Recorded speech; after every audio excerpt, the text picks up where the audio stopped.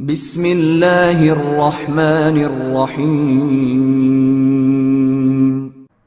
تھیوڈومیر اندلس کا منجھا ہوا جرنیل فرار ہو چکا تھا۔ کچھ دنوں بعد شاہ اندلس روڈرک اپنے جرنیل تھیوڈومیر کا پیغام پڑھ کر غصے سے آگ بگولا ہو رہا تھا۔ وہ اس وقت اپنے دارالحکومت تلیتا میں نہیں تھا۔ وہ تلیتا سے کئی دنوں کی مسافت دور ایک شہر پیمپلونا میں تھا۔ اس علاقے میں جرمنی کے کچھ لوگ آباد تھے۔ انہوں نے اندلس کے لوگوں پر اپنا اثر و رسوخ پیدا کر کے بغاوت کرا دی تھی، جو بڑی سنگین صورت اختیار کر گئی تھی۔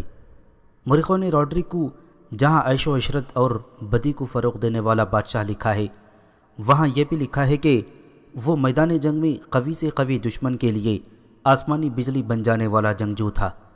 وہ اپنے شاہی وقار پر ذرا سی آنچ بھی برداشت نہیں کرتا تھا۔ باغیوں کے لیے وہ موت کا فرشتہ تھا۔ اسے پیمپلونا کے علاقے میں بغاوت کی اطلاع ملی تو اپنے کسی جرنیل کو کچھ دے کر وہاں بھیجنے کے بجائے وہ خود فوج لے کر وہاں چلا گیا۔ باغیوں نے مقابلہ تو کیا، لیکن روڈرک کے قہر و غضب کو باغی برداشت نہ کر سکے۔ روڈرک نے اس معرکے میں زندہ رہنے والے باغیوں کو بھاگنے نہ دیا۔ ان کے لیڈر کو گرفتار کر لیا، جو اندلس کے باشندے نہیں تھے۔ اس کے چند ایک ساتھی بھی پکڑے گئے، اور اب صرف یہ باغی ہی نہیں تھے بلکہ ان کے گھروں کی عورتوں پر بھی عتاب نازل ہو رہا تھا۔ باغیوں کو ایسی ظالمانہ اذیتیں دی جاتی تھیں جن سے وہ جینے کے قابل نہیں رہتے تھے، لیکن وہ مرتے بھی نہیں تھے۔ روڈرک انہیں مار مار کر زندہ کرنا چاہتا تھا۔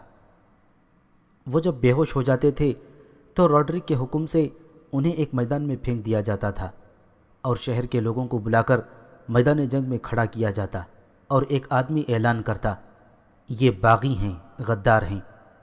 یہ شہنشاہ اندلس کے قہر سے واقف نہیں تھے۔ ہر روز آ کر ان کا حال دیکھو اور عبرت حاصل کرو، اور ڈرو شہنشاہ اندلس کے عتاب سے۔ یہ باغی ہیں، یہ غدار ہیں۔ ان کی عورتوں کے ساتھ تو بہت ہی شرمناک سلوک ہو رہا تھا۔ رات کو انہیں برہنہ کر کے روڈرک کے دربار عام میں ناچنے پر مجبور کیا جاتا تھا۔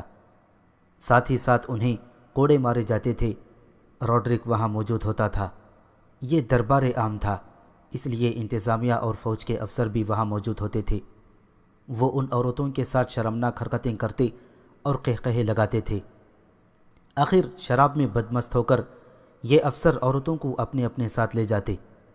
ایک تاریخ نویس علمکارے نے ایک نوخیز لڑکی استوریا کا ذکر تفصیل سے کیا ہے کہ اس کی عمر 14-15 برس تھی۔ وہ باغیوں کے لیڈر کی بیٹی تھی۔ اس کمسن لڑکی کو روڈرک نے اپنے لیے رکھ لیا تھا اور اس کے ساتھ وہ وحشیوں جیسا سلوک کر رہا تھا۔ پیمپلونا میں جہاں وہ رہائش پذیر تھا، وہاں سے اکثر اس لڑکی کی چیخیں سنائی دیتی تھیں۔ روڈرک باغی لیڈر سے انتہائی ظالمانہ طریقے سے انتقام لے رہا تھا۔ شام کے بعد کا وقت تھا۔ اس رات بھی دربار عام کا ہنگامہ تھا۔ باغیوں کی عورتوں کو برہنہ حالت میں نچایا جا رہا تھا۔ کمسن استوریا کو روڈرک نے اپنے گھٹنوں پر بٹھا رکھا تھا۔ شراب پانی کی طرح بہہ رہی تھی۔ اتنے میں روڈرک کو اطلاع دی گئی کہ تلیتا سے تھیوڈومیر کا قاصد آیا ہے اور فوراً ملنا چاہتا ہے۔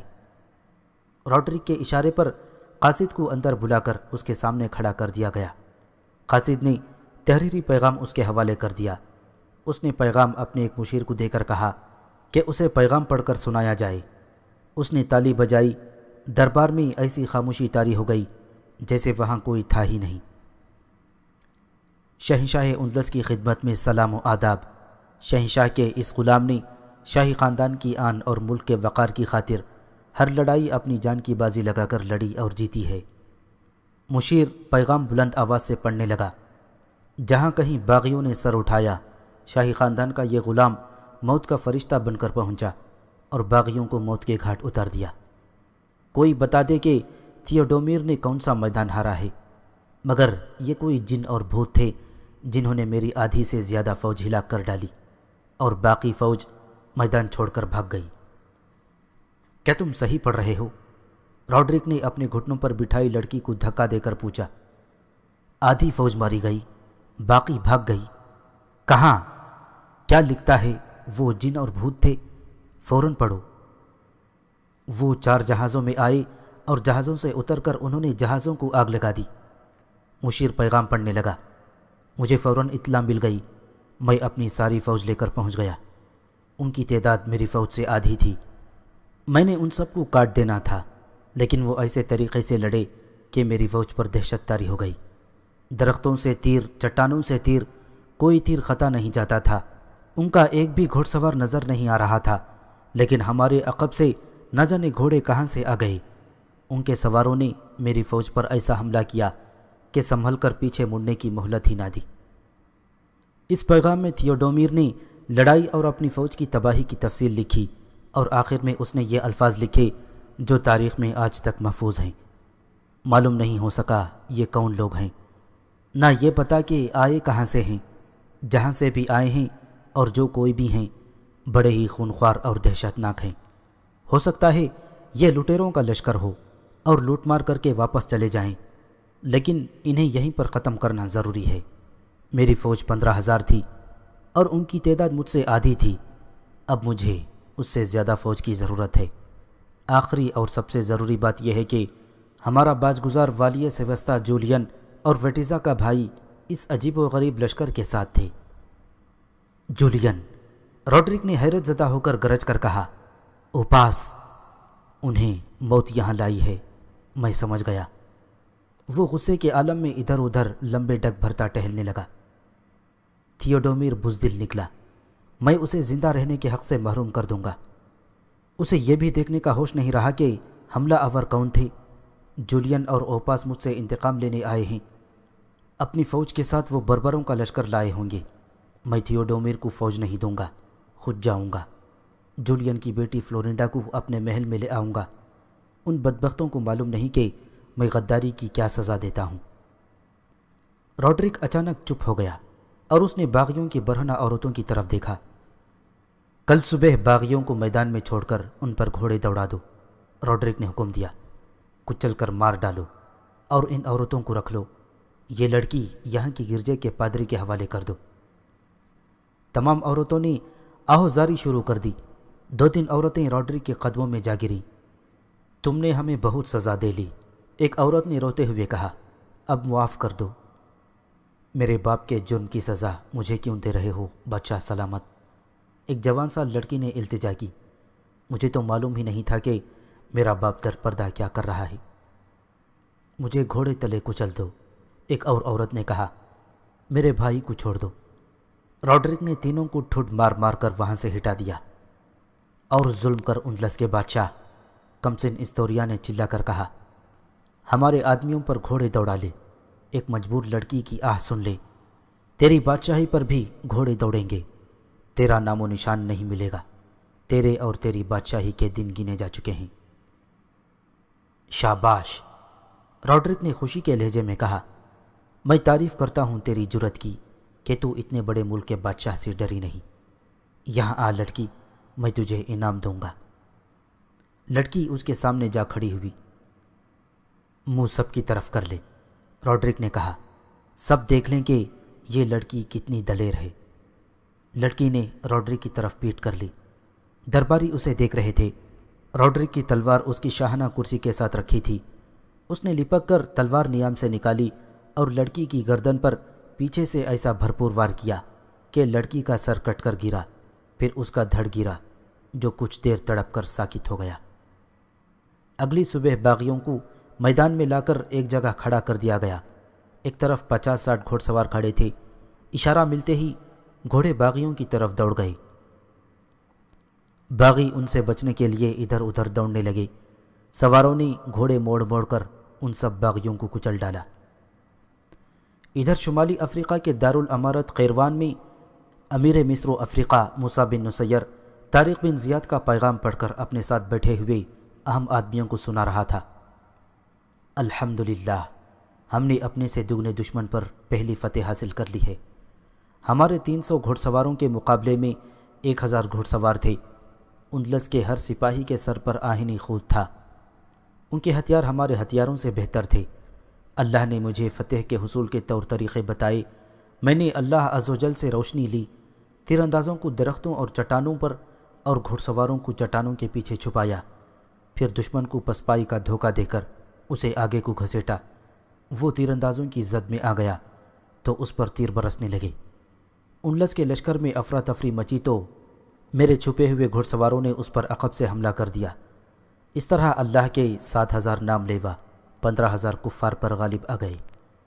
میں پیغام لکھوا رہا ہوں اور جو میں دیکھ رہا ہوں وہ امیر محترم کے دیکھنے کا منظر تھا، اور وہ منظر خلیفۃ المسلمین کے دیکھنے کا تھا۔ دشمن کی لاشیں اتنی زیادہ ہیں کہ ختم ہونے میں نہیں آتی۔ جنگی قیدیوں سے لاشیں اٹھوا رہا ہوں، انہیں سمندر میں پھینک رہے ہیں۔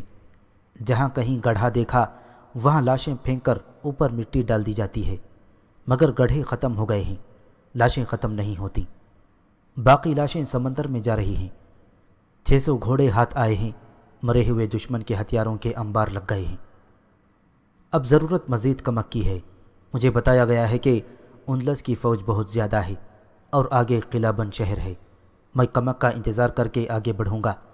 میری کامیابی کے لیے دعا کریں۔ ہم اگر شکست کھا گئے تو واپس نہیں آئیں گے، واپس آنے کا کوئی ذریعہ ہی نہیں رہا۔ ہم جن 4 جہازوں پر آئے تھے انہیں میں نے جلا دیا ہے۔ آفرین۔ موسیٰ بن نصیر نے اسی وقت ایک پیغام خلیفہ ولید بن عبد الملک کے نام لکھوایا۔ اس میں طارق بن زیاد کی پہلی کامیابی کی تفصیل لکھی اور کمک بھی مانگی۔ پمپلونا میں روڈرک نے حکم جاری کیا کہ یہاں سے تلیتا تک منادی کرا دی جائے کہ باہر کی ایک غیر قوم اندلس میں داخل ہو گئی ہے جو اتنی زبردست اور خونخوار ہے کہ اس نے اپنے مقابلے میں دگنی فوج کو کاٹ کر رکھ دیا ہے۔ روڈرک نے اپنے حکم میں کہا کہ لوگوں کو ان حملہ آوروں سے ڈرایا جائے اور کہا جائے کہ یہ لٹیروں کا لشکر ہے جو تمہارے مال و متاع اور تمہاری بیٹیوں کو اپنے ساتھ لے جائے گا اور تمہیں قتل اور تمہاری املاک کو نظر آتش کر جائے گا۔ سرکاری اہلکاروں نے اسی وقت گھوڑے دوڑا دیے۔ وہ ہر گاؤں اور ہر قصبے کے اہلکاروں تک پیغام پہنچاتے، تلیتا تک پہنچ گئے۔ پھر ہر بستی اور ہر گرجے میں اعلان ہونے لگے، کسی ملک سے سمندر کی طرف سے لٹیروں اور قاتلوں کا بہت بڑا لشکر ہمارے ملک میں داخل ہو گیا ہے۔ اس نے ہماری بہت بڑی فوج کو تباہ کر دیا ہے اور طوفان کی طرح آگے ہی آگے بڑھتا آ رہا ہے۔ اس کے آدمی گھروں میں داخل ہو کر ہر قیمتی چیز، نقدی اور زیورات اٹھا لیتے ہیں۔ نوجوان عورتوں کو اپنے ساتھ لے جاتے ہیں، قتل و غارت کرتے ہیں اور گھروں کو آگ لگا دیتے ہیں۔ عبادت گاہوں کو وہ تباہ کر دیتے ہیں۔ معصوم بچوں کو برچھیوں کی انیوں میں پرو کر قہقہے لگاتے ہیں اور ناچتے ہیں۔ شہنشاہ اندلس اپنی فوج لے کر اس خوفناک لشکر کو تباہ و برباد کرنے کے لیے جا رہے ہیں۔ شہنشاہ روڈرک نے کہا ہے کہ ہر وہ آدمی جو تیر اندازی، تیغ زنی اور نیزہ بازی کر سکتا ہے فوج میں شامل ہو جائے۔ ہر اس آدمی کو جو فوج میں شامل ہوگا تنخواہ ملے گی اور ڈاکوؤں کے اس لشکر سے چھینے ہوئے خزانوں سے حصہ ملے گا۔ سب سے بڑا فائدہ یہ ہوگا کہ تمہاری جانیں، تمہارے گھر، تمہارے مال اور تمہاری لڑکیاں محفوظ ہو جائیں گی۔ لوگوں، تیار ہو جاؤ، ہتھیار اور گھوڑے سنبھال لو اور اپنی عزتیں اور اپنے مال و متاع کو لٹنے سے بچاؤ۔ اگر نہیں تو آج ہی اپنے بال بچوں کو ساتھ لے کر جنگلوں میں بھاگ جاؤ اور کمزور جانوروں کی طرح چھپ چھپ کر دن گزارو، اور جب واپس آؤ گے تو تمہیں اپنے مکانوں کے جلے ہوئے کھنڈر ملیں گے۔ جوان اور ادھیڑ عمر آدمی جوش و خروش سے اس غیر ملکی لشکر کے مقابلے کے لیے تیار ہونے لگے۔ انہیں بتایا گیا کہ شاہ روڈرک فلاں راستے سے پمپلونا سے تلیتا جا رہا ہے اور فوج میں شامل ہونے والے لوگ اس راستے پر شہنشاہ کی فوج کا انتظار کریں۔ کچھ عبادت گاہیں ایسی تھیں جن میں یہ اعلان نہیں ہو رہے تھے۔ یہ یہودیوں کی عبادت گاہیں تھیں، ان کی تعداد زیادہ نہیں تھی۔ پہلے بیان ہو چکا ہے کہ اندلس میں یہودی سب سے زیادہ مظلوم تھے۔ صنعت و حرفت اور تجارت یہودیوں کے قبضے میں تھی، لیکن روپیہ پیسہ ان کے قبضے میں نہیں تھا۔ ان سے اتنی زیادہ ٹیکس اور دیگر محصولات وصول کیے جاتے تھے کہ ان کے پاس صرف پیٹ بھرنے کے لیے چند سکے رہ جاتے تھے۔ یہودیوں کو اچھوتوں جیسی حیثیت حاصل تھی۔ جب اندلس کا تخت و تاج ویٹیزا کو ملا تو اس نے یہودیوں اور عیسائیوں کو برابر درجہ دے کر ٹیکس کم کر دیے تھے۔ اس نے یہ ظالمانہ سلسلہ بھی حکمت بند کر دیا کہ یہودیوں کی خوبصورت لڑکیوں کو جبراً پکڑ کر گرجوں کے حوالے کر دیا جاتا تھا۔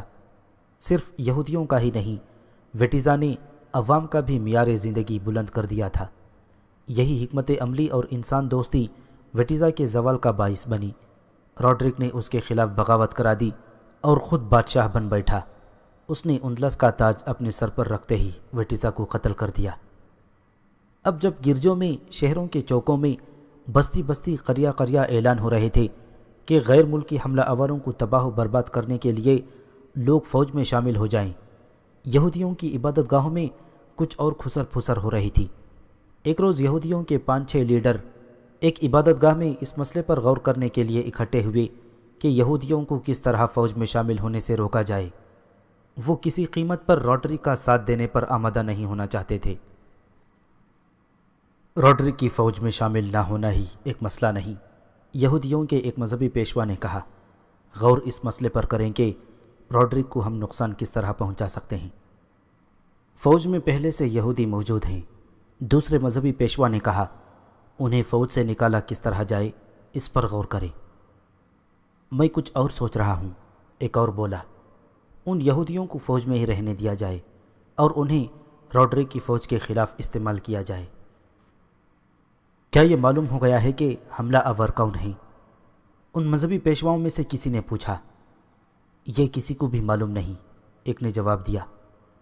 اگر یہ معلوم ہو جائے تو میں ان سے مل کر بڑی اچھی سازش تیار کر سکتا ہوں، حملہ آوروں کے متعلق پوچھنے والے نے کہا۔ یہودیوں کا ذہن شروع ہی سے سازش پسند تھا۔ زمین کے نیچے سے وار کرنا ان کا ایک ایسا کمال ہے جو کسی اور قوم کو حاصل نہیں ہوا۔ ان مذہبی پیشواؤں نے، جنہیں ربی کہا جاتا تھا، یہ فیصلہ کر لیا کہ تمام یہودی گھروں میں یہ اطلاع پہنچا دی جائے کہ کوئی یہودی روڈرک کی فوج میں شامل نہیں ہوگا۔ میرینا ایک ادھیڑ عمر عورت تھی، جوانی ڈھل گئی تھی، لیکن اس کے دراز قد اور چہرے کے نقش و نگار میں ابھی جاذبیت اور کشش باقی تھی۔ اس کی زندگی کا سحراب بھی دیکھنے والوں کو مسحور کر لیتا تھا۔ وہ کوئی عام سی یا کوئی معمولی عورت نہیں تھی، اس کا شمار شاہی محل کے بیگمات میں ہوتا تھا۔ وہ روڈرک کی بیوی نہیں، داشتہ تھی، اور یہ واحد داشتہ تھی جو ادھیڑ عمر ہونے کے باوجود ابھی محل میں موجود تھی۔ محل میں جو داشتہ 30 سال کے قریب پہنچ جاتی تھی، اسے غائب کر دیا جاتا یا انعام کے طور پر فوج کے کسی اعلیٰ افسر کے حوالے کر دیا جاتا تھا۔ میرینا یہودن تھی، یہودیوں کی فطرت کے عین مطابق اس کا ذہن بھی سازشی تھا۔ ایک تو وہ عورت تھی، اور عورت بھی حسین و جمیل، اور اس کے ساتھ ذہنیت اور ذہانت یہودی۔ ان اوصاف اور خصائل کی بدولت اس نے محل میں خاص مقام حاصل کر لیا تھا۔ وہ شاہی حرم کی ملکہ بنی ہوئی تھی۔ اس کی آنکھوں اور زبان میں جادو تھا جس سے روڈرک بھی نہیں بچ سکا تھا۔ اس زمانے میں اندلس کے دارالحکومت تلیتا میں شاہی محل سے 1.5 میل دور ایک جھیل ہوا کرتی تھی جس کے ارد گرد گھنے درخت تھے، اور ایک طرف ایک ٹیکری تھی جو درختوں اور ہری بھری جھاڑیوں سے ڈھکی ہوئی تھی۔ اس جھیل کے قریب کسی مرد کو جانے کی اجازت نہیں تھی کیونکہ اسے شاہی محل کی عورتوں کے لیے مخصوص کر دیا گیا تھا۔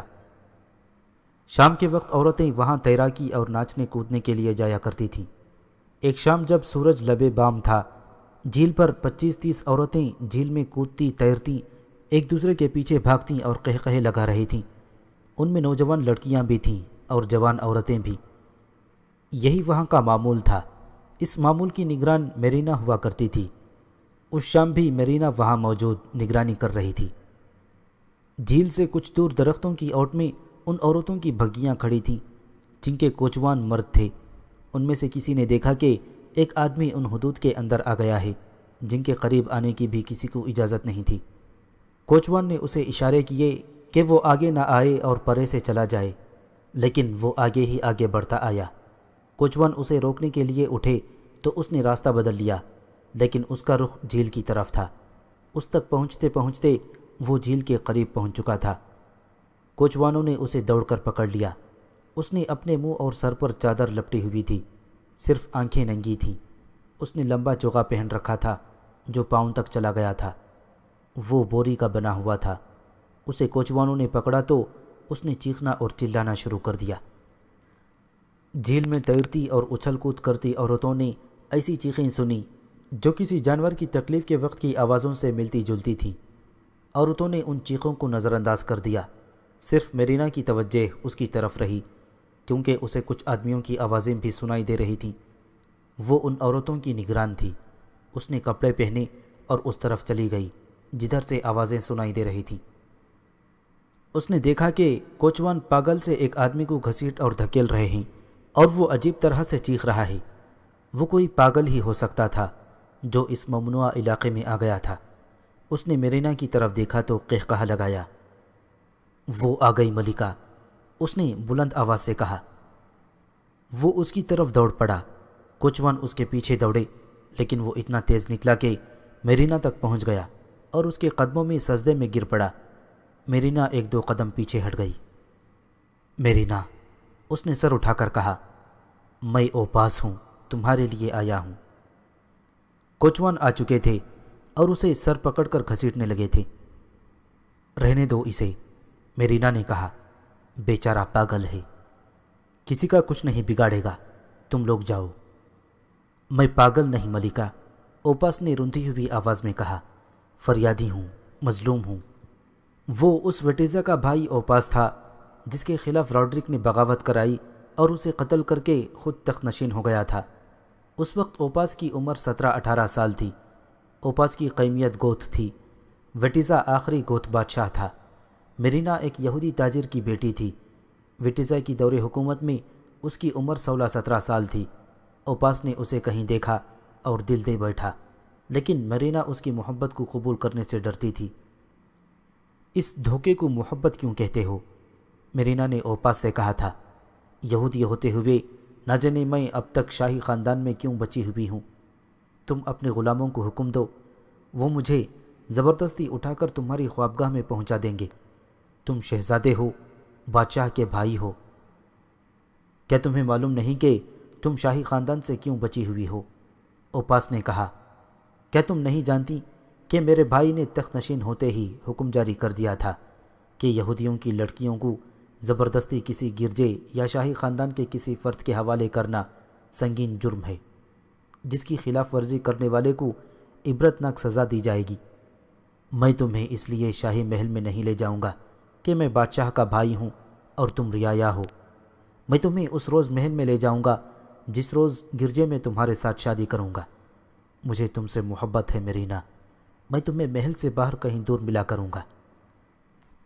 میرینا کی دل میں بھی اوپاس کی محبت پیدا ہو گئی۔ اس کے بعد وہ محل سے باہر کہیں ملتے ملاتے رہے۔ ایک روز اوپاس کے بھائی وٹیزا کو ان کی ملاقاتوں کا پتہ چل گیا۔ کیا تمہارے دل سے یہ احساس نکل گیا ہے کہ تم شاہی خاندان کے فرد ہو؟ وٹیزا نے اوپاس سے جواب طلبی کی۔ یہ لڑکی کون ہے جسے تم عام آدمیوں کی طرح ملتے ملاتے ہو؟ یہودی ہے، اوپاس نے جواب دیا۔ ہمارا تعلق جسمانی نہیں، میں جب اسے ملتا ہوں تو میں بادشاہ کا بھائی نہیں ہوتا۔ تم صرف اس لڑکی سے ملو گے جس کے ساتھ ہم تمہاری شادی کریں گے، وٹیزا نے کہا۔ اور تم جانتے ہو وہ لڑکی کون ہے؟ میں اس لڑکی سے نہیں ملوں گا جس کے ساتھ آپ میری شادی کریں گے، اوپاس نے کہا۔ میں اس یہودی لڑکی کے ساتھ شادی کروں گا۔ پھر تم اس تخت و تاج سے محروم رہو گے، وٹیزا نے کہا۔ تم شاید بھول گئے ہو کہ میرے بعد اس تخت پر تم نے بیٹھنا ہے۔ تمہاری ملکہ گوتھ خاندان سے ہوگی، وہ رعایا میں سے نہیں ہوگی، وہ یہودی نہیں ہوگی۔ میں تخت اور تاج سے دستبردار ہو جاؤں گا، اوپاس نے کہا۔ میرینا سے بے وفائی نہیں کروں گا۔ اپنے بڑے بھائی کے ساتھ اوپاس کی تلخ کلامی ہوئی تھی۔ وٹیزا بڑا بھائی تھا اور بادشاہ بھی۔ اس نے اپنی ان دونوں حیثیتوں میں اوپاس کو حکم دیا کہ وہ میرینا سے نہیں مل سکتا، اگر ملے گا تو اسے قید میں ڈال دیا جائے گا۔ اوپاس نے اس دھمکی کی بھی پرواہ نہ کی اور بھائی کو آخری فیصلہ سنا دیا کہ وہ میرینا سے بے وفائی نہیں کرے گا۔ اوپاس کو 2-4 دنوں بعد میرینا نے ایک ملاقات میں بتایا کہ وٹیزا کے ایک ایلچی نے اس کے باپ کو کہا ہے کہ وہ اپنی بیٹی کو شاہی خاندان کے کسی بھی آدمی سے نہ ملنے دے۔ اس حکم میں یہ بھی شامل تھا کہ میرینا کی شادی جلدی کر دی جائے۔ وٹیزا بادشاہ تھا اور اس یہودی لڑکی کو غائب کروا سکتا تھا، لیکن وٹیزا رحم دل بادشاہ اور ہر انسان کو اس کے حقوق دینے کا قائل تھا۔ اس نے اپنی فطرت کے خلاف کوئی کارروائی پسند نہ کی۔ میرینا کو اس کے باپ نے گھر میں بند کر دیا، لیکن اوپاس رات کو اس کے گھر پہنچ جاتا۔ میرینا کی شادی ایک آدمی سے طے کر دی گئی، لیکن اس نے انکار کر دیا۔ وٹیزا نے میرینا پر تو کوئی سختی نہ کی، نہ اس کے باپ کو سرزنش کی۔ اس کے بجائے اس نے اوپاس کو بڑی سخت سزائیں دیں، لیکن اوپاس میرینا سے ملنے سے باز نہ آیا۔ ایک بار اوپاس اور میرینا بھاگ نکلے، لیکن راستے میں ہی پکڑے گئے۔ وٹیزا نے اوپاس پر پہرا کھڑا کر دیا۔ اس کے لیے حکم تھا کہ محل سے باہر نہیں جا سکتا۔ اوپاس اپنے بادشاہ بھائی کے لیے اور میرینا اپنے باپ کے لیے ایک ٹیڑھا مسئلہ بنے رہے۔ ان کی محبت کی داستان تلیتا میں مشہور ہو گئی اور 2 سال گزر گئے۔ ایک روز اچانک شاہی محل میں کھلبلی مچ گئی۔ اطلاع آئی کہ فوج نے بغاوت کر دی ہے اور بغاوت کی قیادت فوج کا کمانڈر راڈرک کر رہا ہے۔ وٹیزا نے اپنے محافظ دستے کو اور تلیتا میں جو فوج تھی اسے بھی ساتھ لیا اور باغیوں کی سرکوبی کے لیے چلا گیا۔ وہ اس ظام سے گیا تھا کہ جاتے ہی باغیوں کا قلع قمع کر دے گا، لیکن حالات اس کے خلاف تھے۔ اسے معلوم نہیں تھا کہ اس کے خلاف فوج میں اور گرجوں میں بھی پروپیگنڈا کیا گیا تھا کہ وہ اپنے ملک کا وفادار نہیں اور وہ کسی ملک کے بادشاہ کے ساتھ ملک کا سودا کر رہا ہے۔ پہلے بیان ہو چکا ہے کہ وٹیزا انسان دوست بادشاہ تھا اور اس نے یہودیوں کو باعزت زندگی بسر کرنے کا حق دے دیا تھا۔ اس وجہ سے فوج کے افسر، جاگیردار، امراء اور وزراء اس سے ناراض ہو گئے تھے۔ پادری تو اس کے اور ہی زیادہ خلاف ہو گئے تھے۔ پادریوں کو یہودیوں کی خوبصورت لڑکیاں ملا کرتی تھیں۔ وٹیزا نے یہ سلسلہ روک دیا تھا۔ جاگیردار اور مذہبی پیشوا جس کے خلاف ہو جائیں اس کا اقتدار ہی رہنا محال ہوتا ہے۔ وٹیزا کی بادشاہی ایسے ہی حالات کا شکار ہو گئی۔ وہ جو فوج تلیتا سے لے کر نکلا تھا اسے وہ اپنی وفادار فوج سمجھتا تھا، لیکن باغیوں کے سامنے جا کر یہ فوج دھوکہ دے گئی اور باغیوں سے جا ملی۔ وٹیزا راڈرک کے ہاتھ لگا اور قتل ہو گیا۔ اس کے خاندان کے کچھ افراد بچ نکلنے میں کامیاب ہو گئے اور سمندر پار سیوستا پہنچ گئے، جہاں جولین نے انہیں پناہ دی۔ جولین وٹیزا کا داماد تھا، ورنہ انہیں یہاں بھی پناہ نہ ملتی، کیونکہ جولین انلس کا باز گزار تھا۔ کم و بیش 20 سال بعد اوپاس اور میرینا ایک دوسرے کو دیکھ رہے تھے۔ میرینا کے کہنے پر کوچوان اپنی اپنی بھگیوں کے پاس چلے گئے اور میرینا اوپاس کو وہاں سے ٹیکری کی اوٹ میں لے گئی۔ ان کی ملاقات بہت ہی جذباتی تھی۔ کچھ دیر تو ان کے آنسو ایک دوسرے کو اپنا اپنا حال دل سنا رہے تھے۔ تمہیں کیسے معلوم ہو گیا کہ میں تلیتا میں موجود ہوں؟ میرینا نے اوپاس سے پوچھا۔ یہ تو کئی سالوں سے مجھے معلوم ہے، اوپاس نے جواب دیا۔ جولین کے آدمی یہاں آتے جاتے رہتے ہیں۔ ان میں سے کسی نے مجھے بتایا کہ جس میرینا کی خاطر تم نے اپنے بھائی کو ناراض کیا اور تخت و تاج سے دستبردار ہو گئے تھے، وہ میرینا راڈرک کے حرم میں ہے۔ اس کے بعد بھی مجھے تمہارے متعلق پتہ چلتا رہا۔ ہمیں یہاں زیادہ باتیں نہیں کرنی چاہیے میرینا، یہ ہم دونوں کے لیے خطرناک ہے۔ ہاں اوپاس، میرینا نے کہا، ہمیں جلدی ادھر ادھر ہو جانا چاہیے۔ تم تجربے کار جاسوس معلوم ہوتے ہو کہ تمہیں یہ بھی معلوم ہو گیا کہ میں اس وقت جھیل پر ہوں۔ میں نہیں، اوپاس نے کہا، مجھے یہاں تجربے کار جاسوس مل گئے ہیں۔ اپنی قوم کے 2 گوت مل گئے ہیں۔ ایک تو انہوں نے یہ بتایا کہ تم ابھی تک محل میں موجود ہو، اور دوسری تیسری شام محل کی عورتوں کے ساتھ جھیل پر آنا تمہارا معمول ہے۔ میں پرسوں سے اس بھیس میں جنگل میں مارا مارا پھر رہا ہوں۔ آج میرے جاسوس نے مجھے بتایا کہ تم عورتوں کے ساتھ جھیل پر جا رہی ہو۔ انتقام کا وقت آ گیا ہے میرینا۔ میں نے راڈرک سے جو انتقام لینا ہے وہ تم جانتی ہو، اور تم نے بھی تو اس بدتنیت سے انتقام لینا ہے۔ اس نے تمہیں جوانی میں اپنی داشتہ بنا کر تمہاری زندگی برباد کر دی۔ میں نے تو شادی کر لی تھی، بچے بھی ہیں۔ ہاں اوپاس، میرینا نے آہ بھر کر کہا، میں نے بھی انتقام لینا ہے۔ میں تمہاری نہیں تو کسی اور کی بھی بیوی نہ بن سکی، ماں نہ بن سکی۔ اس کے بجائے میں شیطان بن گئی۔ مجھ میں شیطانی خصلتیں پیدا ہو گئیں، اور میں نے آدمیوں کو اور حرم کی عورتوں کو انگلیوں پر نچانا شروع کر دیا۔ محل کے لوگ، افسر اور ملازم، امیر اور وزیر مجھے بے تاج ملکہ کہنے لگے۔ بات لمبی ہو رہی ہے میرینا، اوپاس نے کہا۔ تمہاری طرح اس وقت میں بھی جذبات سے مغلوب ہوتا جا رہا ہوں۔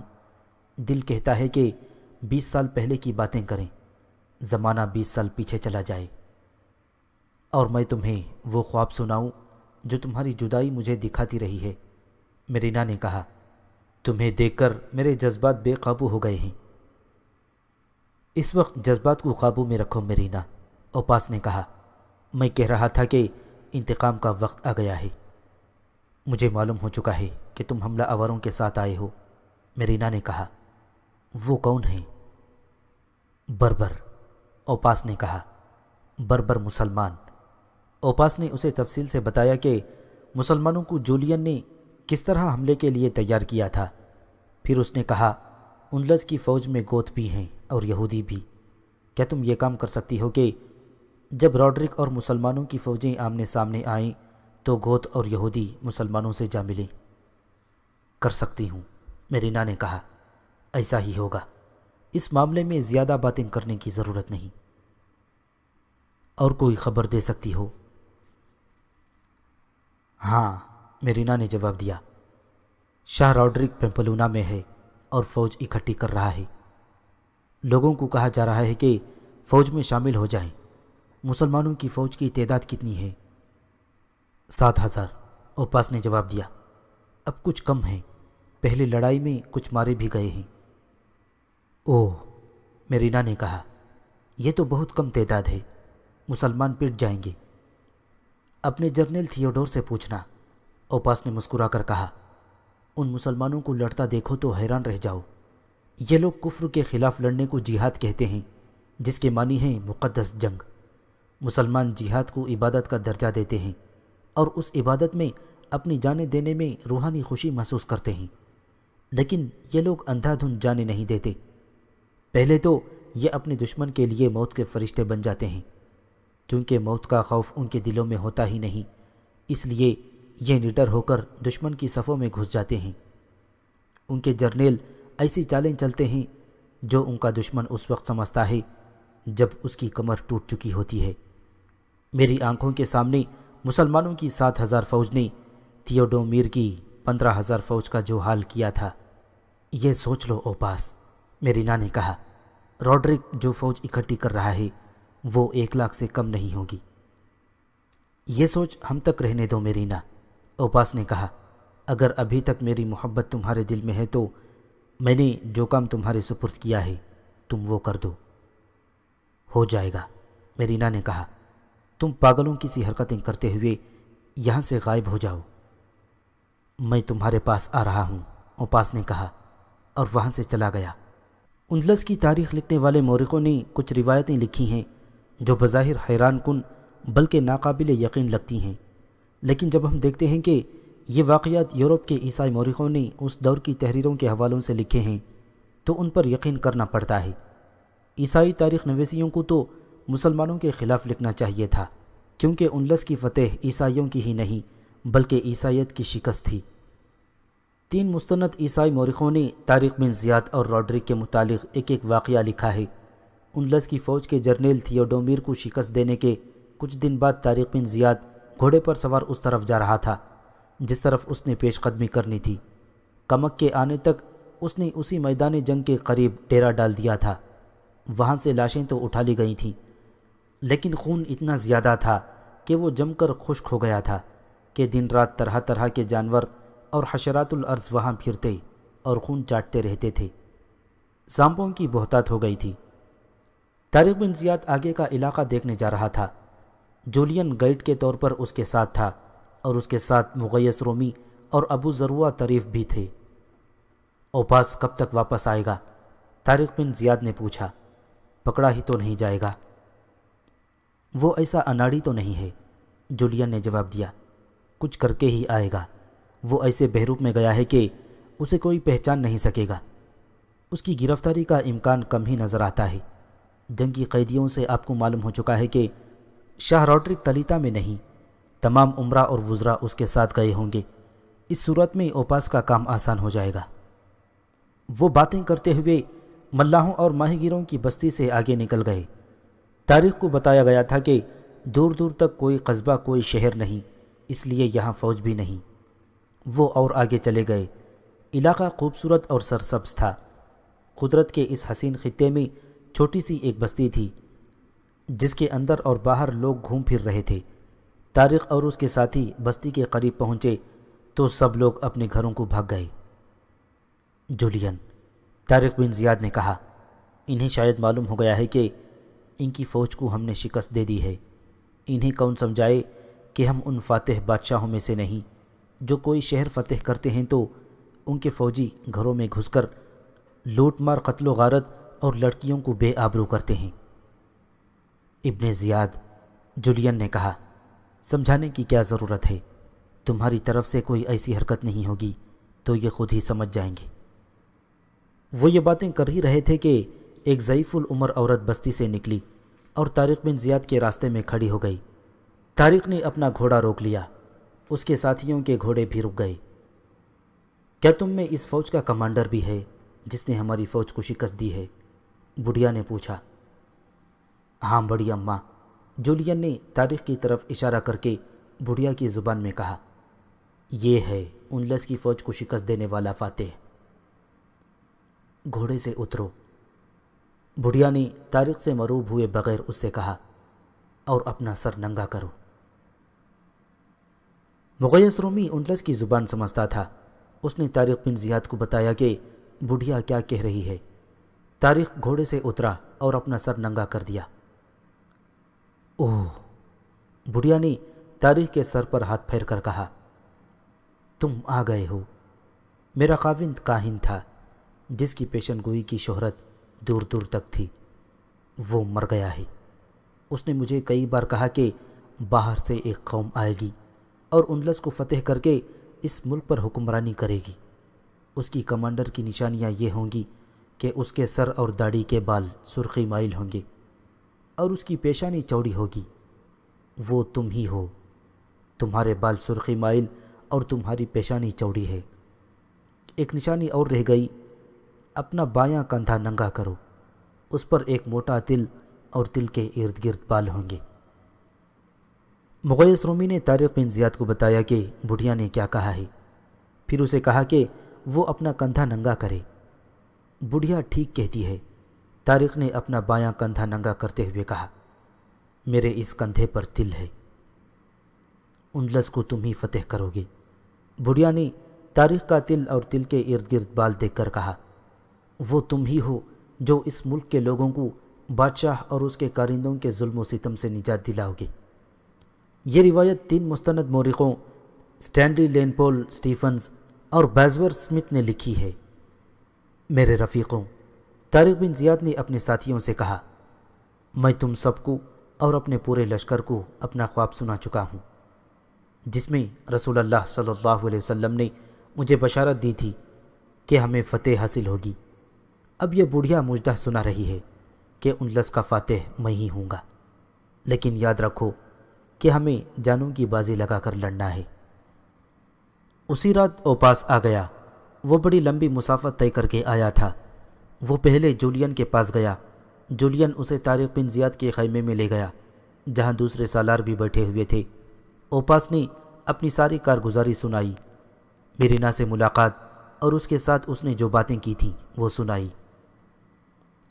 کیا تمہیں یقین ہے کہ یہ عورت اتنا بڑا اور اتنا نازک کام کر دے گی؟ طارق نے پوچھا۔